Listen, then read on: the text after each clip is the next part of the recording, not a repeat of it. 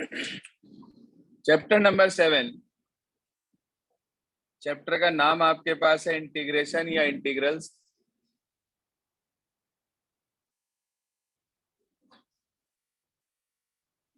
Integration basically दो तरह के होते हैं। एक होता है हमारे पास इनडेफिनेट इंटीग्रल्स और एक होता है डेफिनेट इंटीग्रल्स। इनडेफिनेट इंटीग्रल्स में सिंपल ये सिंबल बना होता है और डेफिनेट इंटीग्रल्स में यहाँ a to b चलता है, लिमिट लगी होती है। ये पहचान होती है इनडेफिनेट और डेफिनेट की। बिना लिमिट के अगर आए तब तो वो कहलाता है इनडेफिनेट, लिमिट के साथ आए तो वो कहलाता है डेफिनेट इंटीग्रल। याद रहेगी बात। कोई भी फंक्शन वो आपको यहाँ पर दे सकता है। जैसे मान लो उसने कह दिया कि a इंटू डी एक्स, यहाँ पे कह दिया c into D x. dx क्या है ये? जैसे आप डिफरेंशिएशन में पढ़ा करते थे d by d x of y, यानी कि derivative of y with respect to x। यही होता था इसका मतलब, derivative of y with respect to x। इसका मतलब होता है integration of a with respect to x। यहाँ पे dx का मतलब विद रेस्पेक्ट टू ही होता है हमारे पास, तो इसलिए हर क्वेश्चन में dx लगाना कंपलसरी है। क्वेश्चन में लगा हो या ना लगा हो, जब भी वो आपसे कहे कि इंटीग्रेट द फॉलोइंग फंक्शन, तो आप उसके आगे ये सिंबल और ये dx दो चीज आपको लगानी ही लगानी है। इंटीग्रेशन है क्या? बेसिकली इंटीग्रेशन का जो मीनिंग होता है वो होता है एक्सपेंड करना, फैलाना। डिफरेंशिएशन का मतलब होता है छोटा करना, इंटीग्रेशन का मतलब होता है फैलाना। किसी भी फंक्शन का कभी भी इंटीग्रेशन जीरो नहीं होगा। डिफरेंशिएशन कांस्टेंट का जीरो हुआ करता था, लेकिन किसी भी फंक्शन का इंटीग्रेशन कभी भी जीरो नहीं होगा। एक्सपेंड करना होता है, फैलाना होता है, बड़ा करना होता है फंक्शन को। ठीक है जी। इंटीग्रेशन है क्या? ध्यान से सुन लें कि integration is the reverse process of differentiation.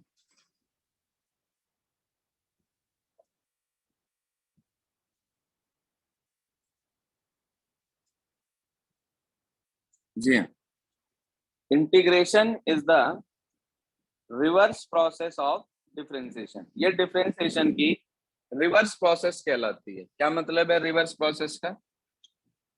जैसे आपने पढ़ रखा है कि भाई D by d x of x 1 होता है। किसी भी फंक्शन एक्स का डिफरेंशिएशन एक्स के रिस्पेक्ट 1 होता है। तो अगर हम 1 का इंटीग्रेशन करेंगे तो वो वापस से हमें एक्स दे देगा। वापस से क्या दे देगा? हमें एक्स दे देगा। लेकिन इंटीग्रेशन करते टाइम हम इसके अंदर एक इंटीग्रल कांस्टेंट इंट्रोड्यूस कर देते हैं, जिसे कि c से रिप्रेजेंट किया जाता है। किससे रिप्रेजेंट किया जाता है? c से। c कह लो, k कह लो, कुछ भी लगा सकते हैं आप, फर्क इससे कुछ नहीं पड़ता। अब ये क्यों लगता है c या k? क्या वजह होती है इसे लगाने की? देखो, अगर आप d बाई डी एक्स करो x प्लस 3 का, तो आप मुझे बता सकते हो क्या होगा x प्लस 3 का डिफरेंशिएशन? इसका 1 और इसका 0। इसका मतलब क्या आया? सिर्फ 1।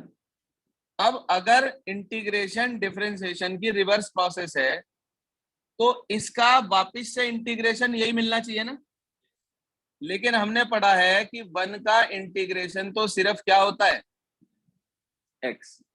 वो जो 3, वो जो कांस्टेंट डिफरेंशिएशन के दौरान एलिमिनेट हो गए थे, यानी कि डिफरेंशिएशन करते टाइम जो 0 हो गए थे, वो इंटीग्रेशन के अंदर दोबारा से अपीयर नहीं हो पाते हैं। तो उन सभी कांस्टेंट्स की जगह पर हम यहाँ पर इंटीग्रल कांस्टेंट लगा देते हैं c, जो कि उन सभी कांस्टेंट्स को कवर अप करता है जो डिफरेंशिएशन के दौरान डिसअपीयर हो गए थे, एलिमिनेट हो गए थे। तो इसलिए वन का इंटीग्रेशन खाली x नहीं है, वन का इंटीग्रेशन है x प्लस सी। अगर आपने सी नहीं लगाया तो टीचर आपके नंबर काटने का पूरा पूरा हकदार है। वो आपको मार्क्स नहीं देगा, डिडक्ट कर लेगा आपके मार्क्स। इस वजह से क्योंकि आपने यहाँ पर इंटीग्रल कांस्टेंट सी को इंट्रोड्यूस नहीं किया है। तो बेसिक मतलब समझ में आया आपको इंटीग्रेशन का? फॉर्मूला नहीं बताया मैंने अभी तक कोई भी आपको, सिर्फ बेसिक मीनिंग बता रहा हूँ कि इंटीग्रेशन है क्या, क्यों उसके अंदर हम सी लगाते हैं।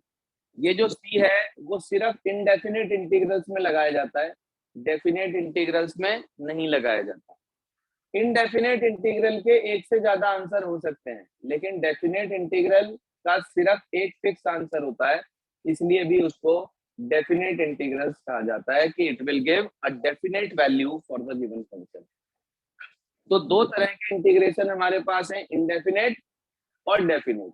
पहले हम सिर्फ इंडेफिनेट के बारे में पढ़ेंगे। अगर हमें इंडेफिनेट अच्छे से आ गया तो डेफिनेट में बहुत ज्यादा काम नहीं है, सारे क्वेश्चन लगभग इंडेफिनेट वाले ही डेफिनेट के अंदर आते हैं। यहाँ तक ओके? हेडिंग डालने इसके बाद ये एग्जाम्पल नोट कर लें अपने पास, और हेडिंग डालने कॉपी में इसके बाद आप फॉर्मूले।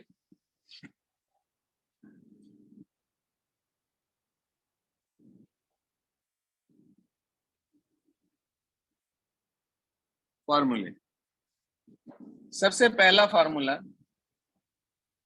Integral of a d x. किसी भी कांस्टेंट का कभी भी आप इंटीग्रेशन करते हैं तो वो कांस्टेंट इंटीग्रल के बाहर आ गया, वन डीएक्स रह गया। वन का इंटीग्रेशन क्या बताया था अभी आपको?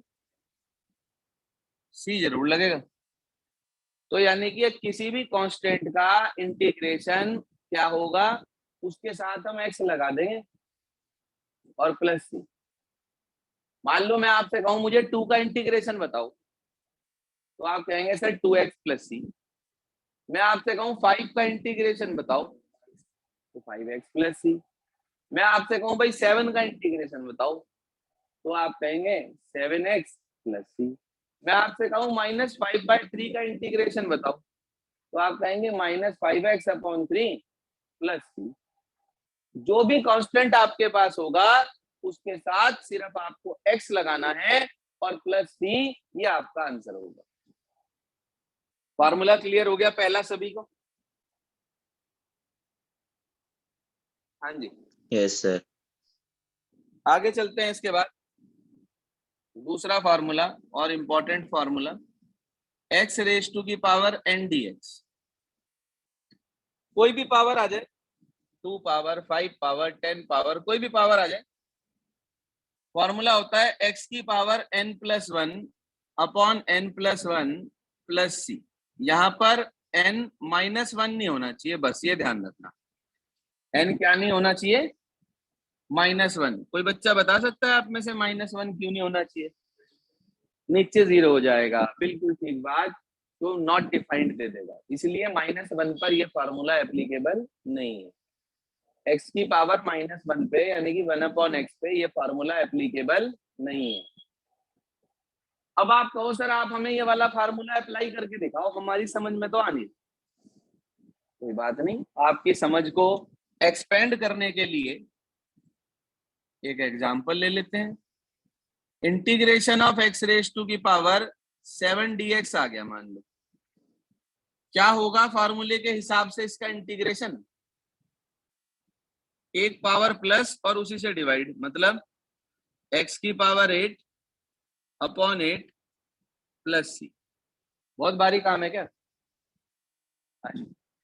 बिल्कुल समझ में नहीं आया? जितनी भी पावर है उसमें 1 प्लस कर दीजिए, और जो ऊपर प्लस करके आ रहा है नंबर उसी से नीचे डिवाइड कर दीजिए और प्लस सी लगा दीजिए, ये आपके पास इसका इंटीग्रेशन हो गया। फाइन।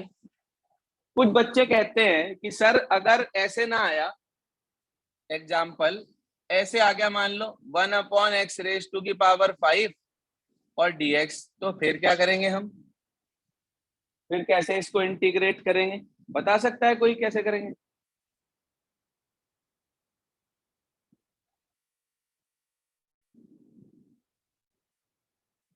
भाई इसे आप ऐसे नहीं लिख सकते क्या, x की पावर -5 इंटू डी एक्स है।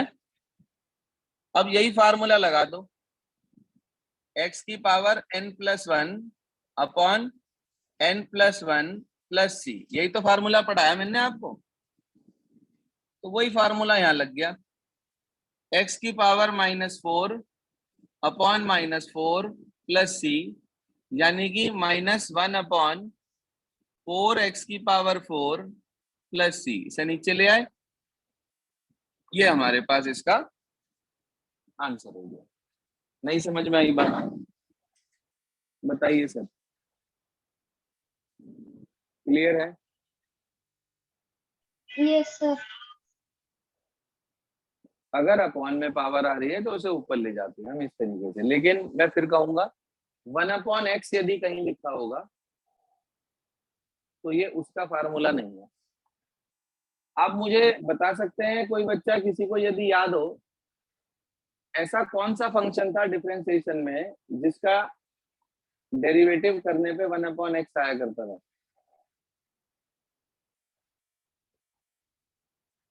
शाबाश, log x। log x का डिफरेंशिएशन, जी हाँ, log x का डिफरेंशिएशन 1/x होता था। तो जैसे log x का डिफरेंशिएशन 1/x होता था, ऐसे ही बिल्कुल सेम टू सेम प्रोसेस पर 1/x का इंटीग्रेशन log mod x होगा और प्लस सी, सी जरूर लगाना है भाई। मॉड क्यों लगा? क्योंकि लॉग हमेशा पॉजिटिव नंबर का होता है, नेगेटिव का कोई लॉग नहीं होता। ये बात आपने पिछले साल बहुत अच्छे से पढ़ी थी लॉग एंड एंटी लॉग वाले चैप्टर में।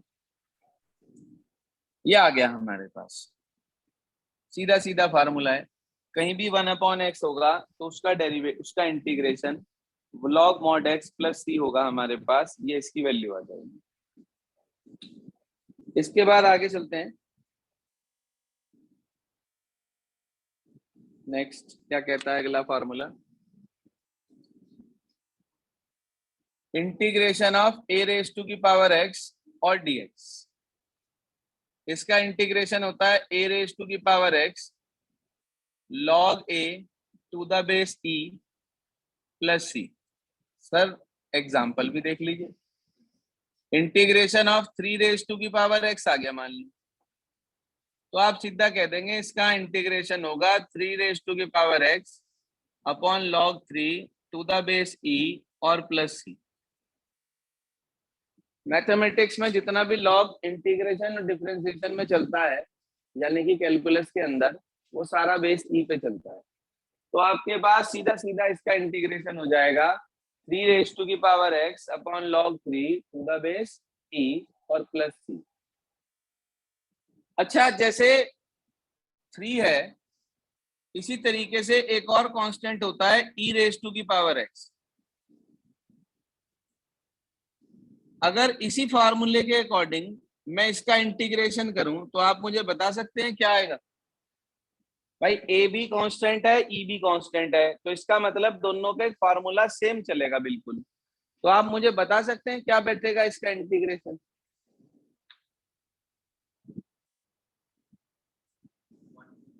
हाँ जी, ई की power x upon log e to the base e plus C, वो 1 हो जाएगा। तो सिर्फ ई की पावर एक्स ही तो रह जाएगा।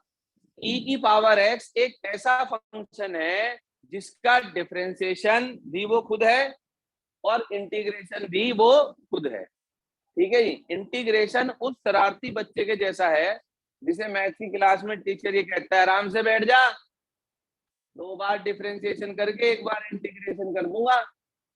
बच्चा भी कहता है सर मैं भी ई की पावर एक्स हूँ, कुछ ही कर लो आप। बच्चा मैथ्स का स्टूडेंट था, know very well about exponential function, तो उसने सीधा कह दिया सर मैं भी ई की पावर एक्स हूँ, कुछ ही करे जाओ आप। अब बेचारा मास्टर चुप, कहने लगे कोई बात नहीं बेटा, लॉग सीरीज में फंसा देंगे तुझे। तो ये आ गया ई की पावर एक्स प्लस सी। कोई परेशानी, दिक्कत, दुविधा, मन में कोई शंका किसी के, कोई फार्मूला क्लियर ना हुआ हो, समझ में ना नो आया हो, सर। दोबारा बताऊं? Everything is clear now? Yes sir.